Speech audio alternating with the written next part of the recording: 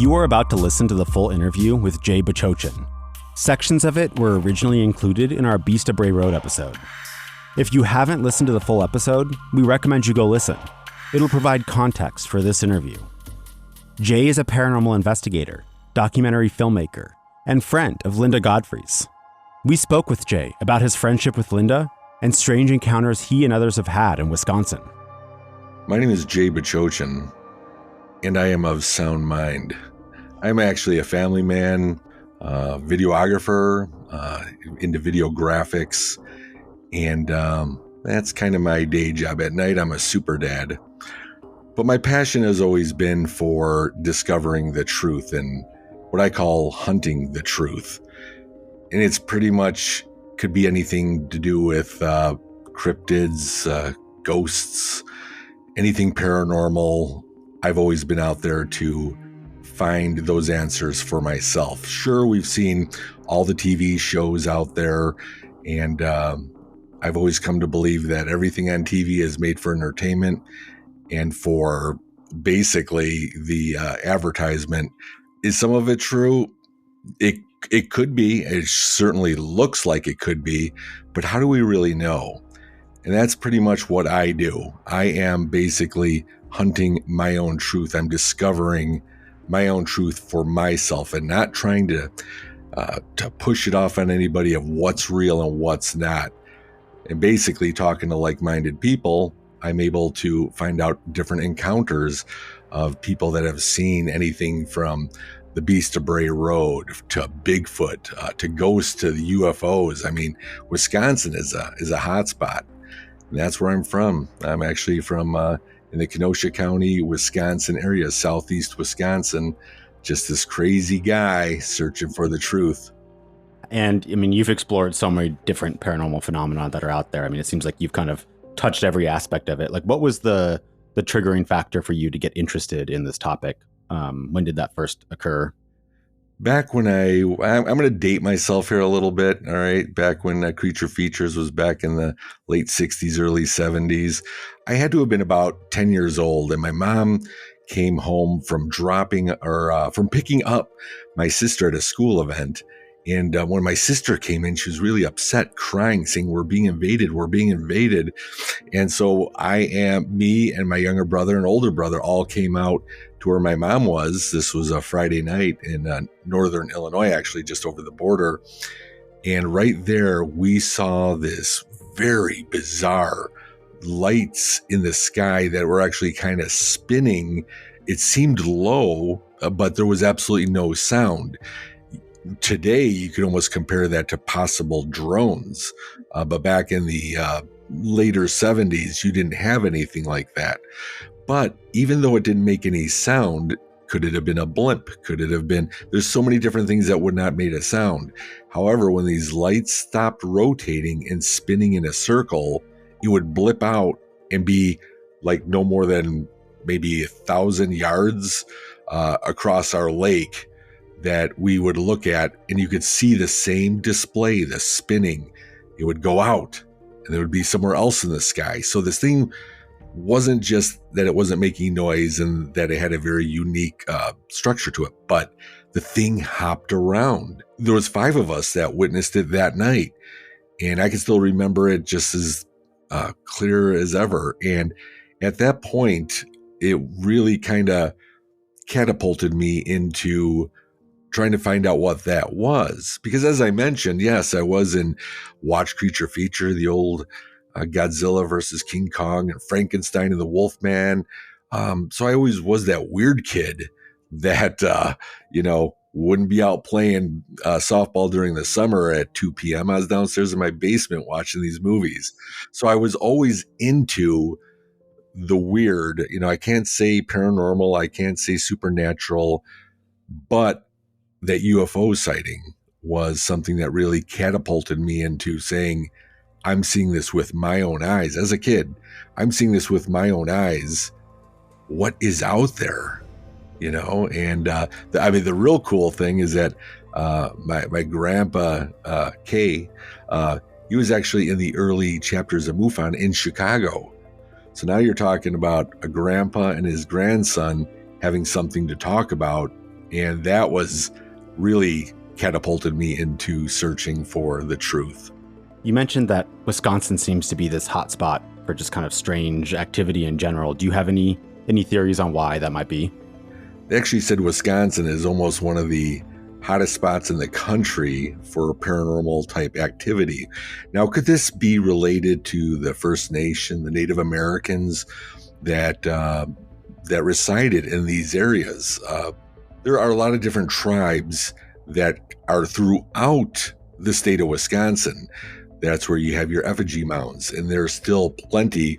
I was actually just reading a report on how many they think are still out there. A lot were found, a lot were preserved, but a lot of these mounds are still out there. And whether it's the growth from the Great Northern Woods up in Wisconsin or down through the Kettle Moraine, some of these mounds could be covered up and something that wouldn't be able to see by an aerial view, but it's something that we could quite be possibly walking on actually while I'm out hiking in the Kettle Moraine.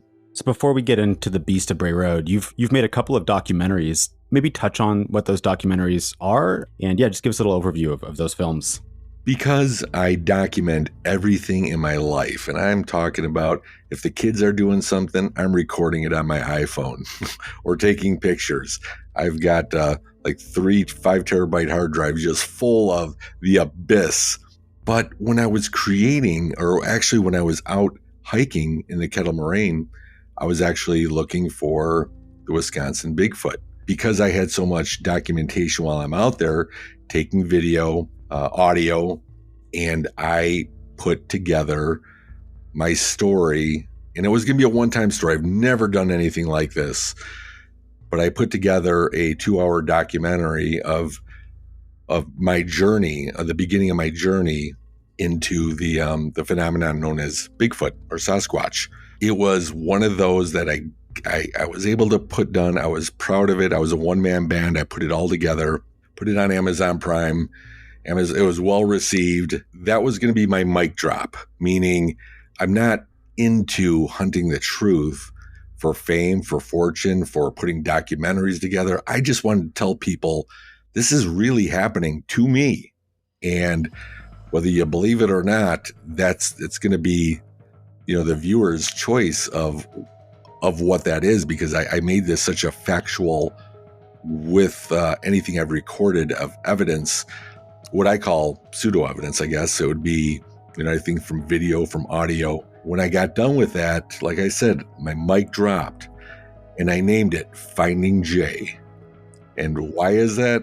Because I always said, and this is actually what I've always said when I was out in the woods, is I don't think we'll ever find Bigfoot, but Bigfoot will find me if I'm out there enough times. Thus, Finding Jay's from a Bigfoot perspective, but it's also about my journey. And like I said, mic drop. Then three years later, there was a lot more that I didn't say in my first documentary. And I call this one Beyond the Kettle, Finding Jay 2. And this dives more into even the paranormal part of what's out there with orbs of light, different frequencies out there. And of course, Bigfoot's out there. There's Dogman out there. What are these connections? And I take my stab at trying to get out there and try to answer them. There are no experts in this field. I don't profess to be one of those. I just say it like it's happening to me. Whatever happened in Minnesota or down in Kentucky, that's great and that's pertinent, but I've got to almost make that a little bit of white noise for myself because I'm focusing on one area in Wisconsin. That's where I want to find the truth. So I have my 2 documentaries out there, and they're both on Amazon Prime. For people who aren't familiar with the Kettle Moraine, can you give us a little overview of what it is? And is there any other activity out there that's been reported besides Bigfoot? The Kettle Moraine is 55,000 square acres that go up through 100 miles through the state of central Wisconsin. So it kind of borders just, in the south part of Wisconsin, but it goes all the way up past, the 100 miles. It is full of different kettles that were left by the glaciers that make the Great Lakes. And these kettles are it's more indented. I always say, if you look at Wisconsin and say, do you have big hills and mountains there? Because, it's Wisconsin. No, we don't. But there's deep impressions. So they're like inverted mountains. So when you get into this kettle, it is just thick of trees, of lakes, ponds, the perfect wildlife for bobcat, there's been occasional bear and cougar down here, your deer, your turkeys, fox, all these the wildlife is just a perfect habitat for that. So it's, on a spectrum, you look at a Google Earth aerial of the Kettle Moraine, you're like, not much there. When you're in there, people get lost. We hear it all the time where rangers have to go in there and find these people and bring them out. It's a pretty intense place. After all the time you've spent out there and the experiences you've had, do you have any theories on what Bigfoot is? Because obviously it does seem to show elements of something that's supernatural and not just flesh and blood. What do I think Bigfoot is? Well, if I got a dime for, every time somebody asks me that question, because bottom line, end of day, nobody knows. Okay, what's my theory on it? What's Jay Bachochin's theory on it? Well, I believe it all has to do with our own spirituality, what that is. Me, I'm a Bible-based man. Doesn't mean I'm perfect. I'm far from perfect. I fall short from the glory of God. That's why I accepted Jesus Christ as my Savior. And this is what I really focus in, is the Bible. You can look at the Bible, or I couldn't say, well, that applies, that doesn't, this is misconstrued. If it was really like that, then the Bible would be very confusing. With looking back, there is, we'll just use Noah's son. He was 800 years old. How was he 800 years old? Did humans live to be that long then? And what are we now? Well, the fallen angels, the ones that came down and mated with the females, actually had hybrid. They weren't angel and they weren't human. They were like an off-breed. And what is this off-breed? What is it? Is it a supernatural human with extended life? If I'm going to have to go with what a Bigfoot is, I can't say, from my own experience out there, I cannot say that it's just your normal, everyday, run-of-the-mill animal. Not a monkey, not a chimp. I mean, it might look like that. Not a man, doesn't totally look like us, but has a bigger foot, similar to ours. But it's the things that they can do that defy what we understand. Now, does that make it a paranormal Bigfoot? No, I really think it's things that we don't understand of what is in nature. Nature always surprises us. We don't know everything about every animal or every species in the ocean. And we definitely don't know enough about Bigfoot. But at the same time, I rack my brains by saying, these, if they exist, which I believe they do, why wouldn't there be more footprints? Why, if they're this big, why isn't there just wrecked trees everywhere? Because these things are so big. They're there, but they're not there. See, it doesn't make any sense, right? We can all joke and say they're the reigning supreme champion of the hide and seek, but maybe they're hiding in plain sight. With a being out in the woods the way they are and the environment that they are, they're not polluted by the foods they eat. They're able to adapt their surroundings. Maybe it's something that we should have had, but we lost it.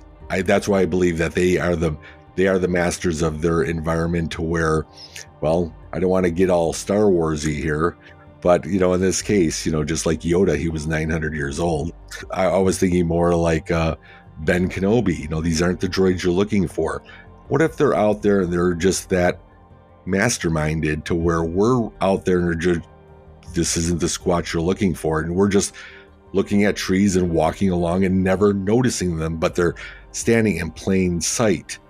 Now, do I know that for a fact? Again, this is just Jay's speculation. Sorry, I don't mean to talk in third person. This is just my speculation of what they possibly could be.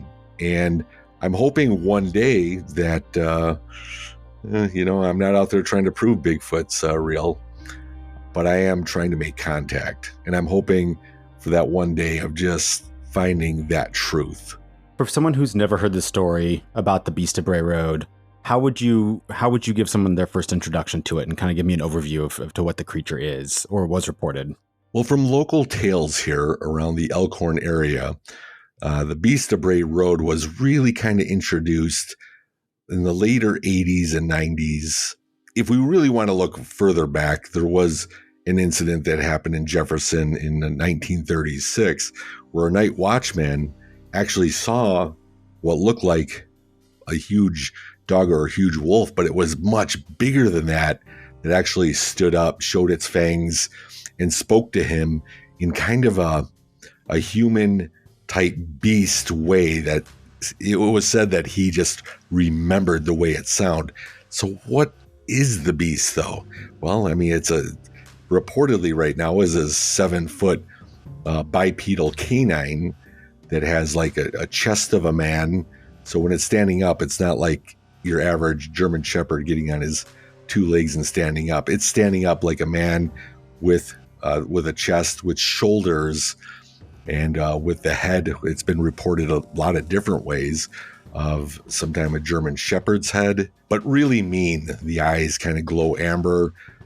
It looks, you can feel from the reports that when people have seen this, that they just have sheer terror in them when they see this.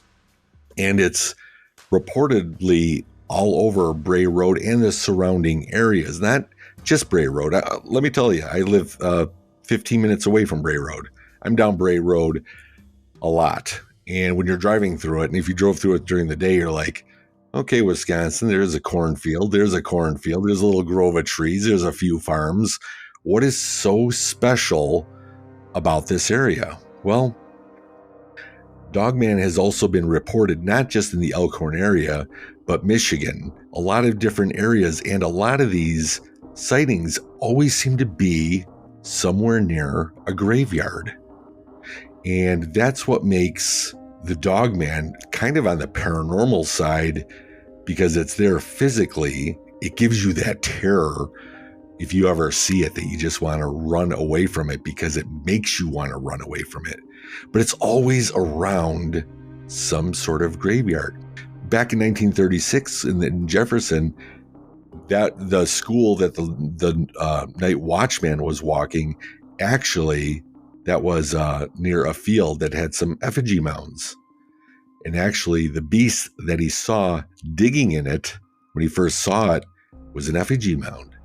So, if we go back to Bray Road, and you kind of look around, you're saying, okay, well, there's no cemeteries right here, but what are they farming on? Is there effigy mounds there that are not reported? Again, I don't have the answer for that because my good friend Linda Godfrey, God bless her soul, she took me under her wing back in 2011 when we became friends and we started to research and hike together. And again, I always called her, she was Queen of the Beast. She was Queen of the Beast, and she loved it. She always snickered at it because she was such a, kind-hearted person with that. But when it was something to actually be friends with her, because a lot of people would like to ride coattails on her success. And what was her success? She's the one who coined the Beast of Bray Road. And from there, she has written several books on Dogman, on different encounters, not just in Elkhorn, but all over the United States, and then into Bigfoot and different cryptids. But she took me under her wing, and we would go down there quite a bit just to what I call patrol.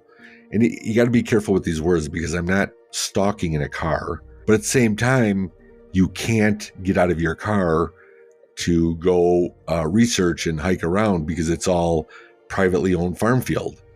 And if this farmer here, farmer A, knows farmer B, like 2 miles down, they're going to call each other and report you. So that's what Linda and I would do a lot, is we would definitely get in the car, kind of, I call it patrolling, and you go all the different areas, and hopefully, that you have a sighting. I always say hopefully, but, at the same time, even though you're in your car, you wonder seeing like this 7 foot, tall, wolf-like creature just coming up to your window. Of course you won't be able to find your keys to start the car and, take off. But yeah, that's what we were trying to do, at least in Elkhorn. Can you tell me how you first met Linda and kind of how your friendship developed? In 2011, I went to, it was another one of those cons, Ghost Con. It was Chicago Ghost Con 5 in downtown Chicago. And at that time, I was not into cryptids at all. Not Bigfoot, not dog, nothing except ghosts. I was the founder of the Wisconsin Paranormal Investigators, and we set up our booth there. And just to our right, I could see this other booth that said Linda Godfrey. And I knew of her. I never read her book.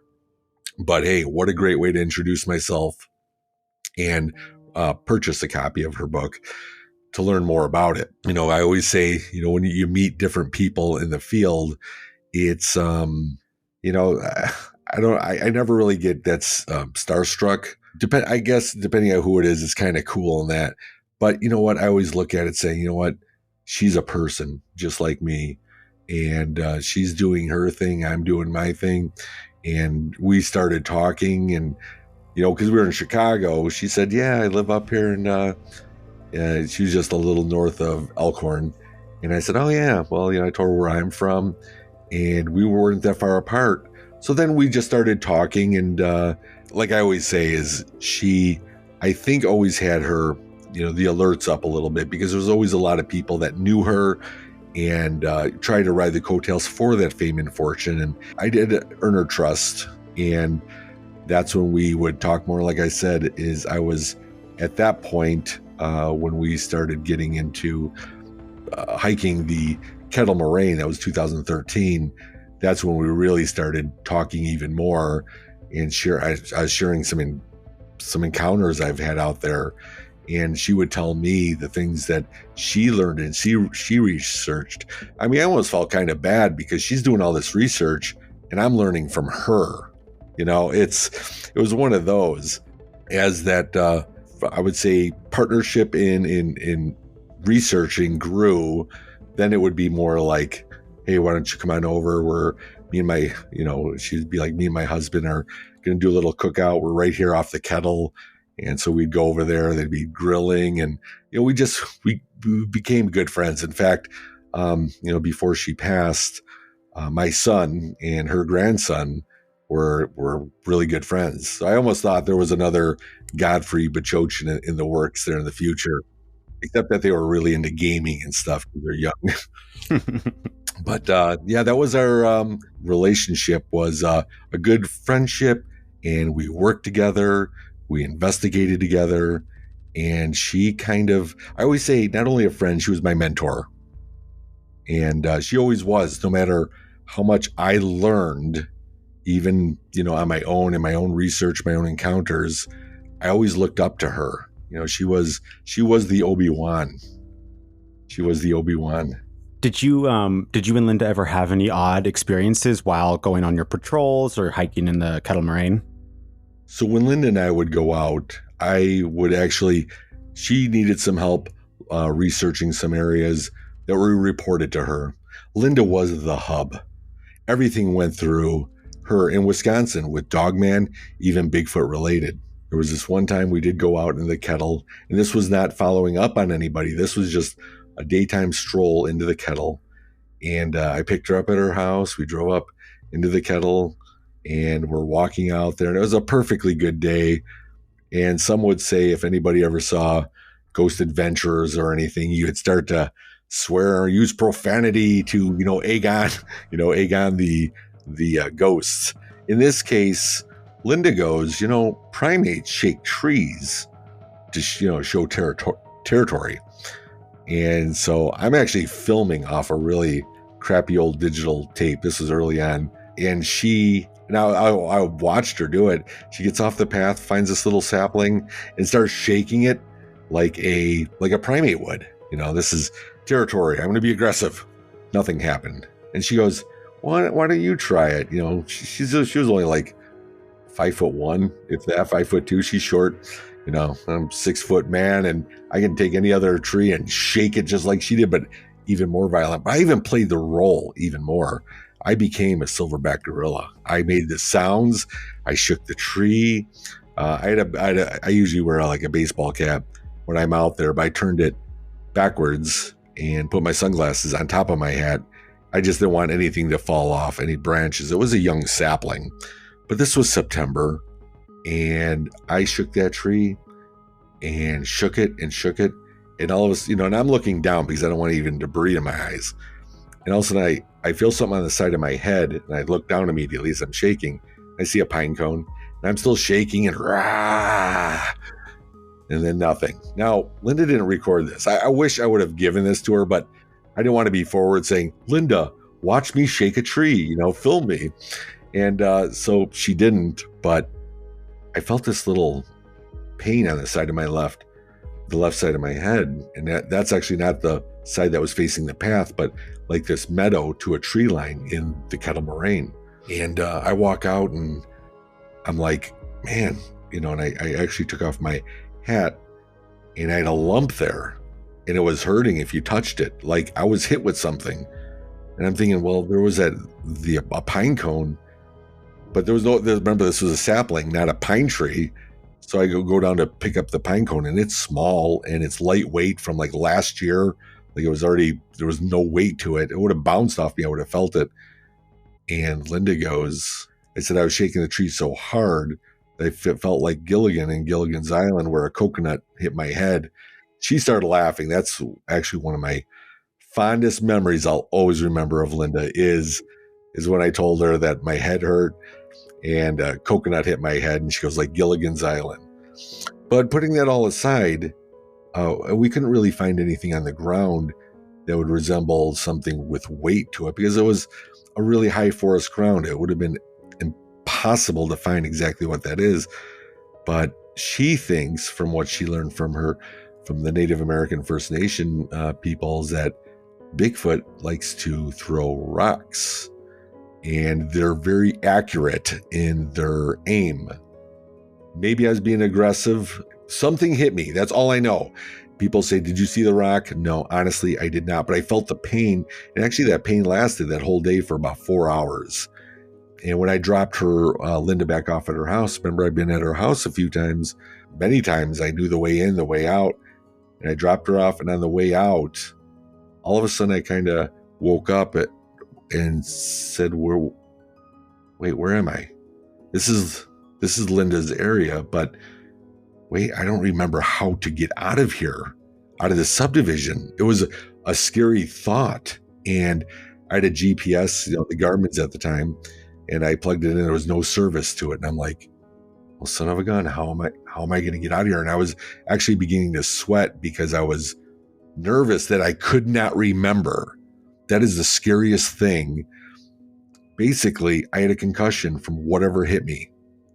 Whether it was a rock, whether it was, who knows what else, whatever that was gave me a small concussion. Actually, a little plug there is you can actually see that in Finding Jay, my first documentary. I suggest watching them in order.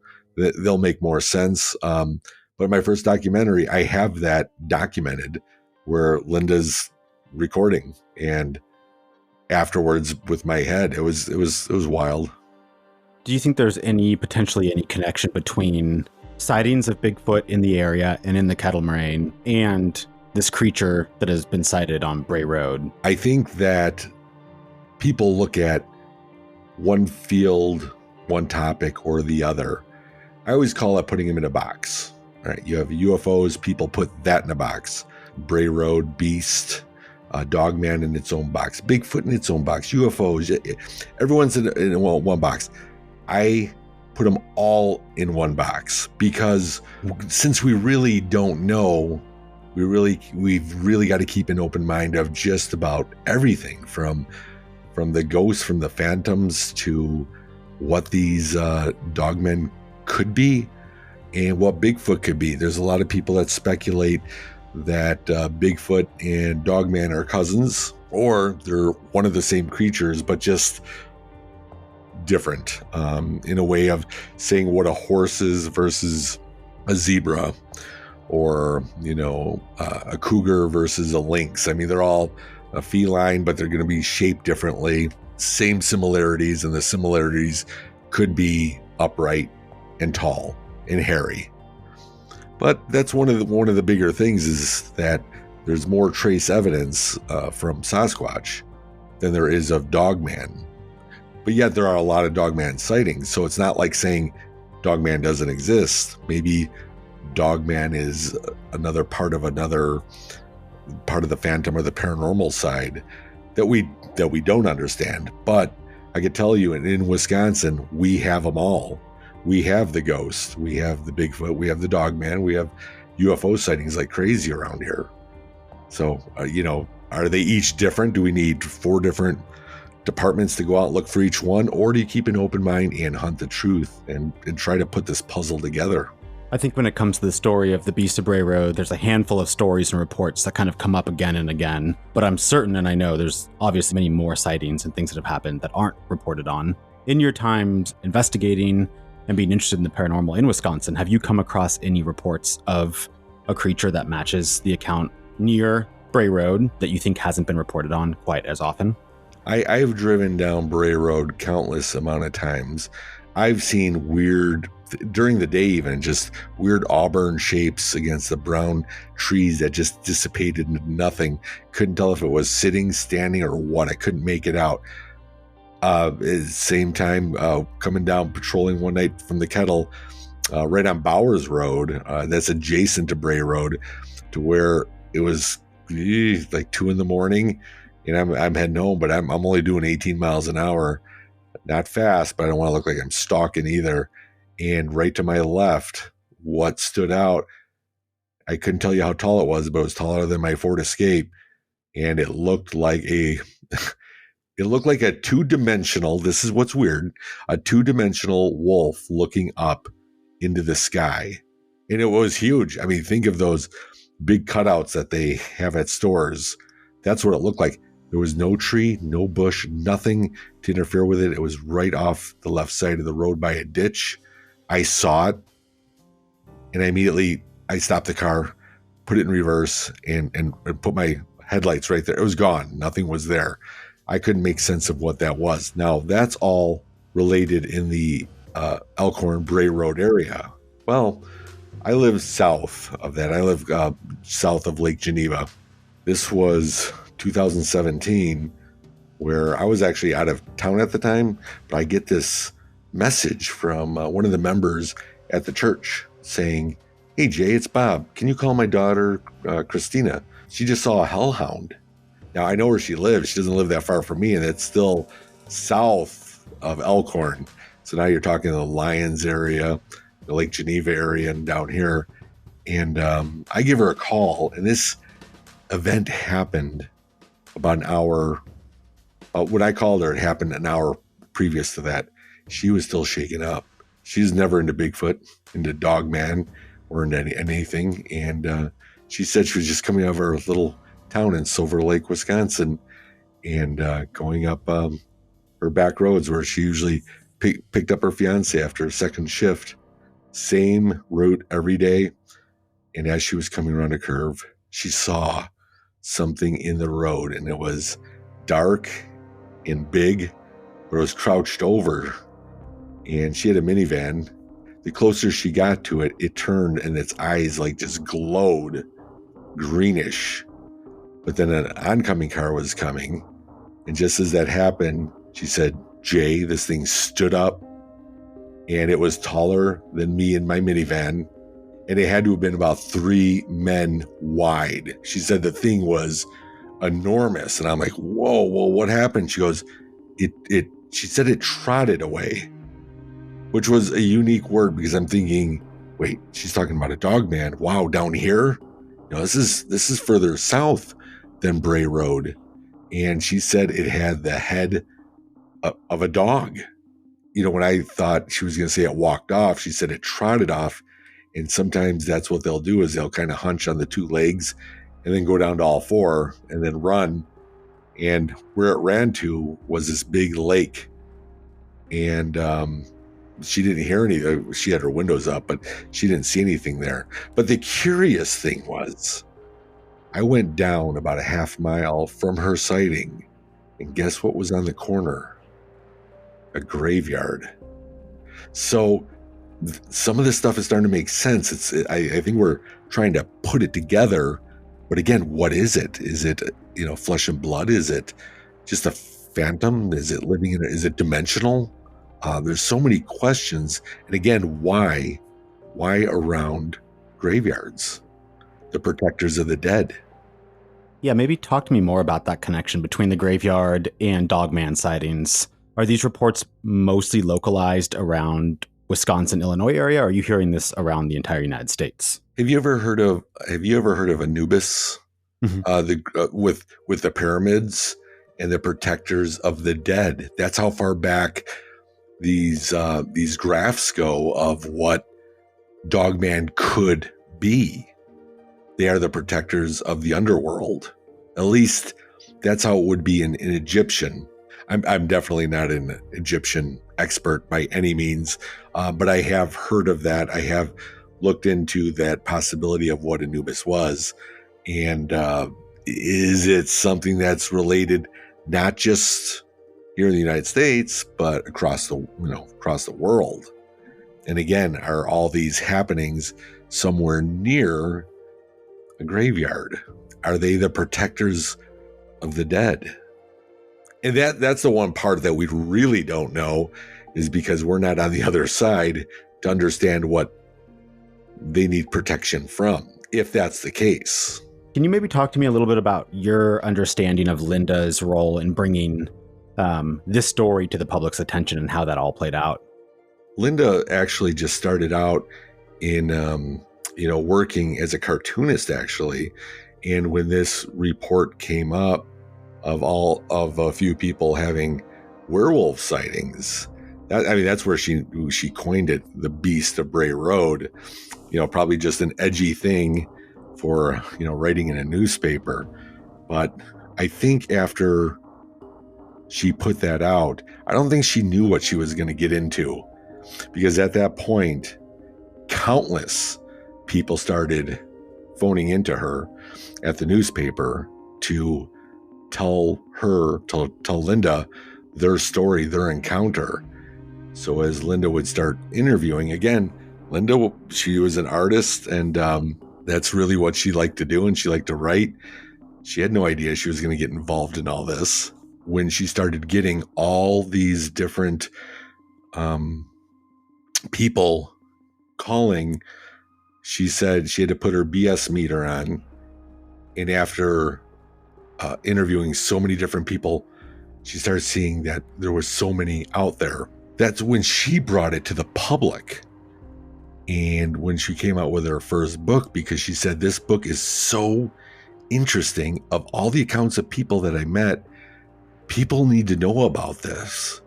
And this is where, she's a wealth of knowledge, because she just absorbed everything that she researched. And so, she went out, she's looking at Michigan Dogman, just different cryptids, different, how she would say, phantoms. Sometimes she would say, we might not be seeing the same thing, we just interpret it that way, which was very unique when she said that, meaning you see a Bigfoot, this person sees a Dogman, this person sees Shadow Man, a ghost apparition, but they're all the same.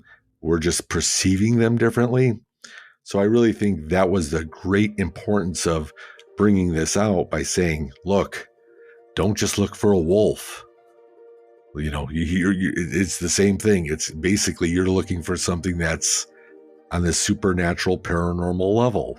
We spoke to someone named Lee Hample, who owns a farm in the area. Have you ever had a chance to visit his farm before and look into some of the reports that he's had around the paranormal? Lee and I are really, really good friends. And actually, Linda is the one who introduced me to Lee back in 2014. And Lee and I have been friends since. There's been a lot of crazy things that have been happening up there with that Lee Hample's. We actually like to call it Lee Hample's Skinwalker Farm, because it's a hay farm. I've got to tell you, I've been up there so many times, And each time I'm up there, it's a very ominous feeling that I get. It's not scared. It's that feeling of something is not right. Now, Lee, to all of his credit, he has been putting trail cams out there. He does everything from infrared, night scopes, everything that you can think of. And there's so many unexplained images and videos caught. In fact, he even has a picture of what looks like some sort of beast or something like kneeling. It's really fascinating photo. And again, it's because it's not that I just saw this photo on YouTube or Google. It's taken by a guy I respect. Here's a retired math teacher who just wants to bale some hay, is now into cryptids, which, prior to this, he just laughed it off. And now he's well vested of knowing that there's something out there.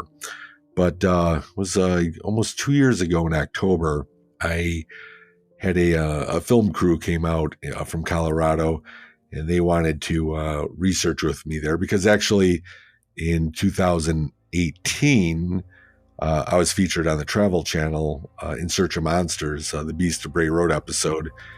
And it was me and Lee, and Linda was going to be there, but she was in a different part of it. But they wanted me to be out there late at night with steak and everything to bait this thing. And it's I think it's a little different when you have some camera people there. Again, just like, finding Bigfoot or big Expedition Bigfoot or any of these, you've got camera people around you. So you're never alone, even though it appears that you're alone. But when you are alone out there, I was alone out there with the Colorado crew, and we walked the whole field and, just did our thing. But when they got back, producer called me a couple days later saying, "Hey, Jay, I just want to make it clear. What did you mean when you were saying this by the trail cam in this such and such area?" And I said, "We weren't in that area. We went here. We looked at the cornfield. We went across the field, away from the cornfield, went down to the north side and went to the tree line." He goes, "No, seriously, what'd you mean?" Like, he didn't buy what I was saying. I'm like, "Ron, we weren't there." He goes, "You were there. You were talking about this and this." Sure enough, he sent me a clip because I didn't believe him. And here I am watching this guy who looks just like me talking about the infrared binoculars or just some very odd things. But it's weird because it was me, and I don't recall any of that. If people know me, they know I have a photographic memory. I mean, I'm getting up there in age, 56. I'm really old, but I have not lost those faculties of forgetting things. Like I said, I can remember back in the 70s, early 70s, I could not remember about a half an hour of that at Lee's farm. And honestly, it's to this day freaks me out because I don't like the idea that I can't remember that. Now, not only did it happen to me that night, but it happened to Lee, who was actually up by the barn. He was letting us investigate, and he was up by the barn. He doesn't recall about an hour of what happened to him there. And so it's kind of a weird, sporadic why type thing. So yes, I've been up there countless amount of times. That's one of the weird things that happened to me, what I mentioned about losing time. Being there, don't get me wrong, it's not like, if people were abducted and you lost time, there's the other people lost time with you. And so nobody knows what happened. Everybody knows what happened to Jay. I was not me, which sounds weird. And then just about a year ago again, we were out there and I saw what looked like, I was out there with 3 other people. So we're just kind of stationary, just scoping out the area, and the field gets really dark. But of course it's field. So you have your open sky, and there was no moon, but you could still see ambient light, but it was still really dark. Well, I saw what looked like a darker than black against the night moving around like a cartoon character in the field. It was the most sporadic looking. It was definitely big. It was like bigger than me. So, again, was it 7 foot, 8 foot? I don't know, but it was moving around in this really crazy, like, I'm almost thinking like Tasmanian devil when he's, spinning around and, moving like a top. But it was even more sporadic than that. And again, very odd. I think I pulled out my thermal at the time, and there was nothing at all. Nothing showed up on the thermal. So again, or am I going crazy? Is it just my eyes? What is out here at Lee's farm? It's crazy. Yeah, one of the first episodes we're doing for this season is actually on Skinwalker Ranch. And when we decided to do this story, I had no idea or any impression that this would lead us in a direction of a similar property that, when Lee was talking to me about it, I was like, wow, this all sounds very reminiscent of the story of Skinwalker Ranch. That's really fascinating. It is, because I remember that was also, not only did I know about it before it became a TV show, but even watching the thing on the TV, I'm like, this is Lee's property. And it's really, it's fascinating to me because, again, when you look at the property, it's a hayfield surrounded by a grove of trees. Nothing big, nothing ominous, but there is a feeling of something not right there. And Lee's barn is totally adjacent to Bray Road. People always think, well, Bray Road the beast is going to be on the road itself. No, it's Bray Road and its surrounding areas. So the dogman has definitely been sighted on Lee's farm. In terms of Lee's farm specifically, has there been any physical evidence you've seen that you found to be particularly interesting in terms of evidence of this paranormal phenomena that's happening? Well, me personally, I've never come across the physical part of it. I think mine is more the mental or loss of time or anything like that. But I have seen everything that Lee has casted, from the prints out there, from the photographs out there. So again, the photographs to me are going to be physical because they were taken from this physical location. Again, I guess it's the man who's selling it to you, right? Is he a snake salesman, or is he honestly trying to find out what the truth is out there? And I'm talking about Lee, retired math teacher, total straight and narrow type of guy who doesn't believe in this, is now casting physical prints of an unknown toe pads of something that even the DNR will question, what it is, or not tell you exactly what it is, because he'll do that. He found hair samples, and he uses electronic digital microscope to get up close to look at the shafts of the hair. I've never seen anything like it. You would see a lot of that in Beyond the Kettle, Finding J2 on Amazon.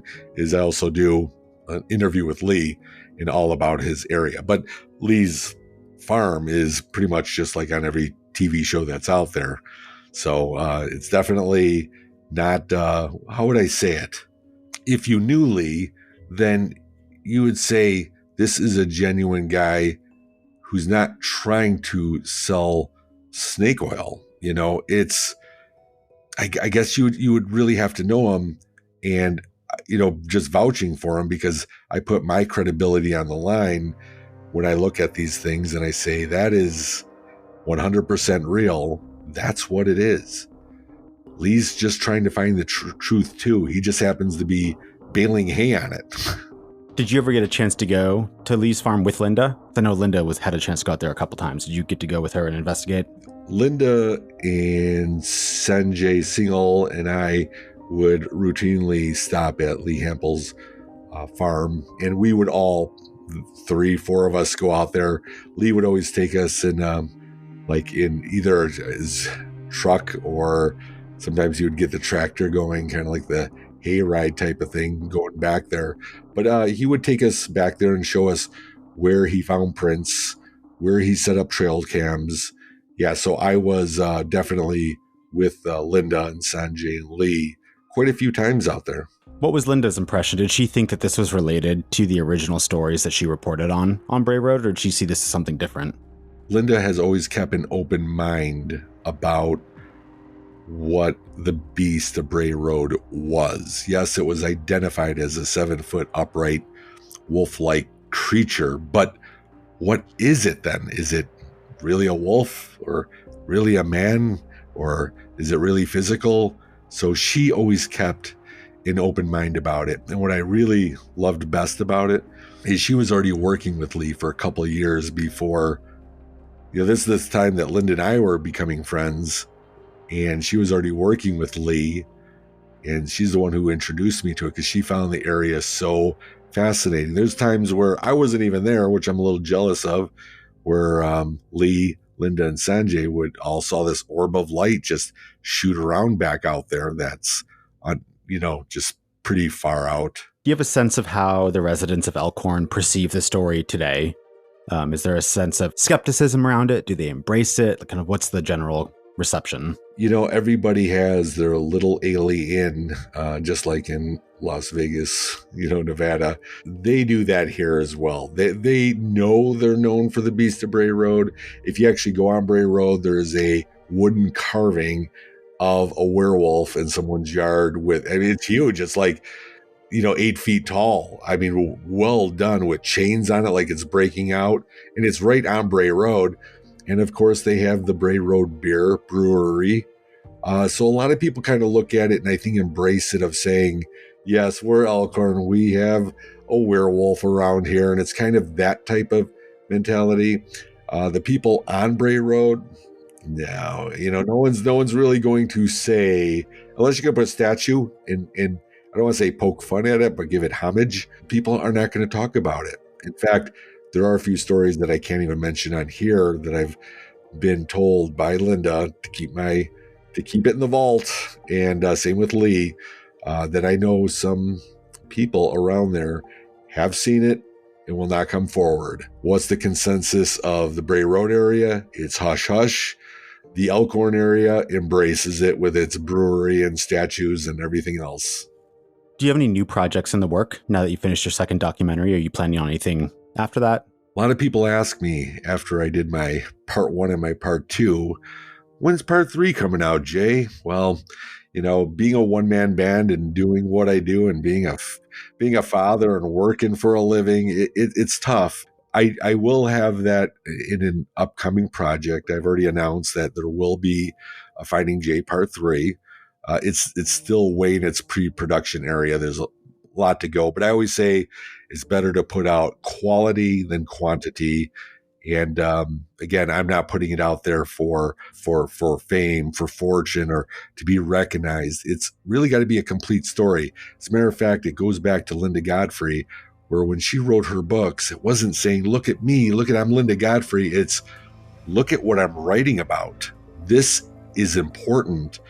And I respected that so much that no matter what I put out, I am going to put out the best that I can to share with like-minded people. Whether they believe it or not, it's done. Anything we didn't touch on in relation to Dogman, Beast of Bray Road, or even just Linda that you want to say before we wrap up? It gets really hard thinking about Linda, to be honest. She passed. She was not only a friend, but my mentor. And, she wasn't around for me when I had my first sighting, daytime sighting, this past March. And it was maybe 80 yards away from me, but I saw it during the day with a snow background, jet black, just skated along as if it wasn't moving. And I could see its head, shoulders, all the way down to the ground. And I had this emotional part of that, of like when you're a kid for the first time, maybe coming down and seeing the presents under the Christmas tree, and that feeling of it's real. And I so badly wanted to share that with Linda, and I'm sure she knew from up in heaven. But if she was down here, that was one of the things I would have shared with her, because we shared things like that if we ever had an encounter or saw something. It wouldn't be, I'm going to go tell everybody and make a big deal about it and call the Travel Channel and get me on here. It was more, Linda, hey, I saw it too. And that's what I just miss, being able to talk to her about that. That actually raised one more question for you. And I realized I forgot to ask you if you've ever experienced directly yourself. Oh, And it sounds like you have had yeah. an experience. Maybe just in a little bit more detail, kind of walk me through that experience and what that was. Throughout the years, I have captured everything from footprints, casted a footprint. Actually, this year, casted my first footprint. I've had rocks thrown at me. I've seen beady red eyes with no eye shine. I've had branches thrown at me. I've heard vocals. I've heard everything that would make me believe that there is a Bigfoot in Wisconsin. Well, this past March, I know it's real. I saw it.